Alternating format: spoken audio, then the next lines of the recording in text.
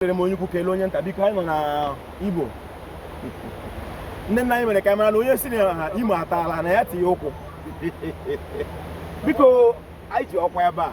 ndị nna anyị siri ife kwele etinye ọjị ọkwa bụkwa ọkwa mara onye ihu ọkwa mara onye azụ biko isiokwu m n'ụbọchị nke taa bụ ịchị ịgba ya agwụ abịara m inye gị ndụmọdụ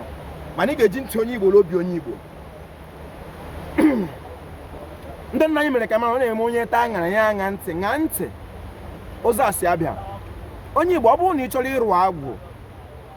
achọrọ m ka mara na ọ bụghị dibịa la arụ agwụ nọ ndị mụrụ gị na ndị ikwu nne gị ihe dibịa agaghị ekwenọrọ ebe ahụ maka ọfọ maka ị na-atụzi aka otu esi eme ya mana ọ dị mkpa dịka onye Igbo ka ị mata na mgbe ọ bụla ị tolitere dịka nwafọ Igbo chi ịrụ agwụ chọọ ụzọ otu aha esi eme ya na be nna gị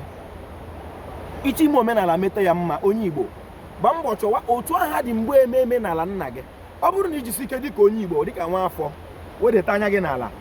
chọọ ihe ahụ ndị nna gị ha mere nọ n'elu ala nna gị 250-300 years ị ga-aka nka ihe ọma ga-emere gị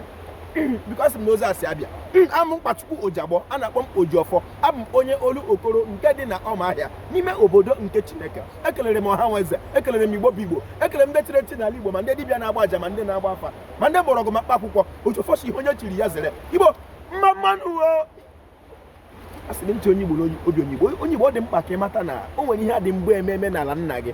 tupu gị abata ala gị